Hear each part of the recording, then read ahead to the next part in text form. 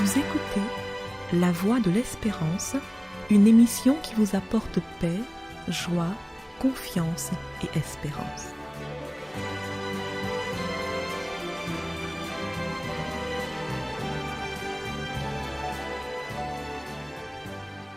Bonjour la Guyane et bonjour à tous depuis la Guyane.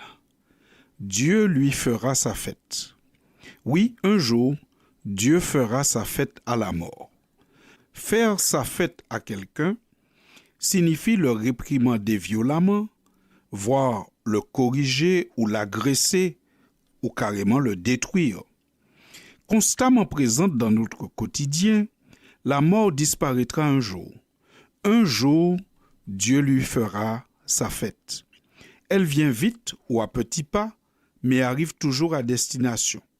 Portée par les vents violents d'une tempête ou le souffle de l'explosion d'une bombe, la mort est omniprésente dans notre quotidien. Pas un jour sans qu'une nouvelle liste de victimes ne soit présentée dans la presse. Les causes sont diverses et variées. Cyclones, accidents de la route, guerre, maladie ou bien d'autres encore.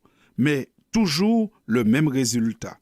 Des vies brisées, des proches dans le deuil et le chagrin qui ravage des familles. Qu'est-ce que Dieu a à nous dire concernant la mort qui peut aider à affronter cette dure réalité avec une note d'espérance dans le cœur? Avant tout, il faudrait dire que Dieu est la vie et l'auteur de la création. Quand il s'incarne, Jésus, le Fils de Dieu, déclare « Je suis le chemin, la vérité et la vie » dans l'évangile de Jean au chapitre 14. Ou encore dans l'évangile de Jean au chapitre 5, Jésus dit « Car comme le Père a la vie en lui-même, ainsi il a donné au Fils d'avoir la vie en lui-même. » Dieu n'est donc pas l'auteur de la mort, Dieu est la vie. Dieu est le créateur d'un système pour la vie de ses créatures. La mort résulte de la déconnexion donc de la créature d'avec son créateur. C'est ce qui est communément appelé le péché. L'apôtre Paul l'explique fort bien dans l'épître aux Romains au chapitre 5 quand il déclare « C'est pourquoi, comme par un seul homme, le péché est entré dans le monde, et par le péché la mort, et qu'ainsi la mort s'est étendue à tous les hommes, parce que tous ont péché. » Fin de citation.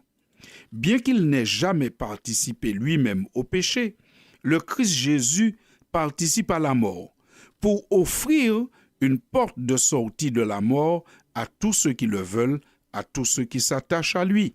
La mort résulte de l'introduction du péché dans l'univers des humains et le Christ s'introduit dans l'univers des humains pour justement offrir une solution au problème de la mort. C'est pour cela que le même apôtre Paul déclare toujours dans l'épître aux Romains au chapitre 8 « Christ est mort, mais bien plus, il est ressuscité et il est à la droite de Dieu et il intercède pour nous. » Jésus lui-même déclare dans le livre de l'Apocalypse « Je suis le premier et le dernier et le vivant.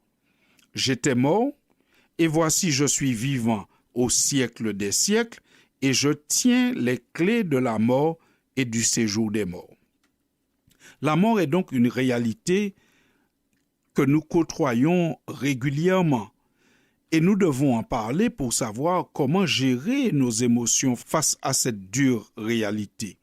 Dieu propose une solution, une seule et unique, la résurrection. La résurrection pour la vie éternelle. En attendant ce jour de la résurrection, le mort se repose. Il ne souffre pas. Il ne contemple pas non plus la souffrance des humains sur la terre. La mort est un sommeil, un lieu de repos. Ceux qui y sont, dit la Bible, n'auront plus jamais aucune part à tout ce qui se fait sous le soleil. Nous pouvons lire cela dans le livre de l'Ecclésiaste au chapitre 9. Donc, quand on se retrouve dans la mort, on n'a part ni à la souffrance, ni au culte, ni à la souffrance de ceux qui sont restés vivants. Le concept de la réincarnation, quant à lui, est totalement inconnu dans la Bible. Tout comme la survivance d'une âme pour laquelle les parents vivants pourraient prier pour lui donner une seconde chance s'il y a eu des manquements de son vivant. Cela aussi est totalement inconnu dans la Bible. Au contraire, voilà ce que nous lisons sous la plume du prophète Ésaïe qui déclare au chapitre 38 de son livre « Ce n'est pas le séjour des morts qui loue Dieu, ce n'est pas la mort qui célèbre l'Éternel, ceux qui sont descendus dans la fosse n'espèrent plus en ta fidélité. » Fin de citation. La mort est donc un lieu de repos, un lieu où celui qui s'y trouve n'a aucun contact, ni avec Dieu, ni avec les vivants. Il ne souffre plus et il ne voit pas souffrir ses proches. Il est dans un repos, il est dans un néant, il attend. Il attend le jour où Christ produira la résurrection pour la vie éternelle pour tous ceux qui sont attachés à lui.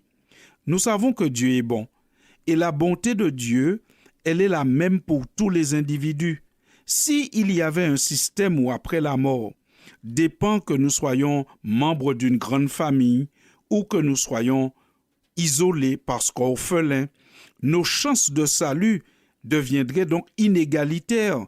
Il suffirait d'être dans une grande famille aisée, croyante, pour qu'elle prie pour moi, offre des sacrifices et des dons, et ainsi je pourrais prétendre à la vie éternelle, même si mon engagement avec Dieu n'a pas été correct durant mon existence.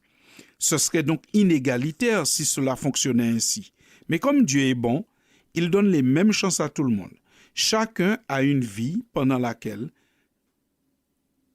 on peut s'approcher de Dieu ou le rejeter.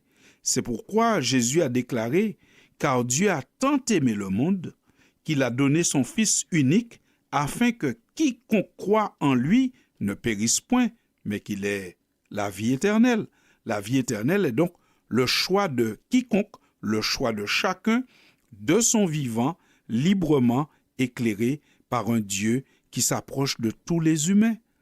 Dieu a donc comme seule réponse à la question de la mort la promesse de la résurrection, mais il a aussi la promesse de la consolation.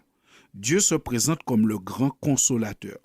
Il dit aux familles endeuillées, « Écoutez, quand je croise une famille dans le deuil, je suis profondément attristé et profondément concerné par votre situation. » C'est ce que le Christ a démontré lorsqu'il a un jour croisé un cortège qui conduisait un jeune homme au lieu où on devait l'enterrer.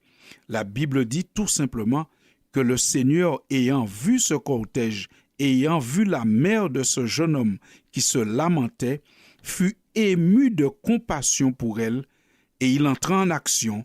Et l'action, c'est la résurrection. Comme ici, cette histoire que nous retrouvons dans l'évangile de Luc au chapitre 7 est un symbole de ce que Dieu veut faire en grand pour toute l'humanité.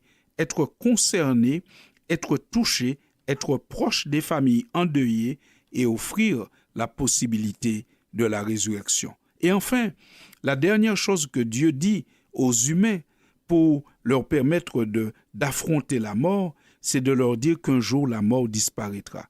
Dieu déclare, un jour, il fera sa fête à la mort. Un jour, il détruira la mort. Cette promesse, elle est maintes fois répétée dans la Bible, notamment sous la plume du prophète Ésaïe, au chapitre 25 de son livre, ou dans le livre de l'Apocalypse, au chapitre 21, où nous pouvons lire à loisir qu'un jour, la mort ne sera plus, Dieu lui fera sa fête. Chers amis auditeurs, chers amis fidèles de la Voix de l'Espérance, nous sommes, comme vous, concernés par la question de la mort qui habite notre planète et qui attriste tant de familles. Mais nous ne cherchons pas une solution là où elle ne se trouve pas. La solution au problème de la mort n'est pas dans la réincarnation, elle n'est pas dans la survivance de l'âme, elle n'est pas non plus dans quelque autre culte pour les morts ou avec les morts, elle est dans une confiance totale en un Dieu qui est le Dieu de la résurrection, le Dieu de la vie, un Dieu bon qui fait grâce à quiconque s'approche de lui et il promet de ressusciter tous ceux qui viennent à lui pour la vie éternelle. Sur ces paroles, nous vous disons bon courage si vous êtes endeuillé. Nous vous disons bon courage, quelle que soit votre situation. Le Seigneur est bon et il traite tous les humains de la même manière. C'était La Voix de l'Espérance, une émission préparée par l'Église adventiste du 7e jour. Si vous désirez avoir une copie de la causerie d'aujourd'hui, demandez-la. Elle vous sera donnée gracieusement. Écrivez à La Voix de l'Espérance, boîte postale 169 97 324, Cayenne, CEDEX, ou téléphonez au 0594 25 64 26. Merci chers auditeurs et à bientôt.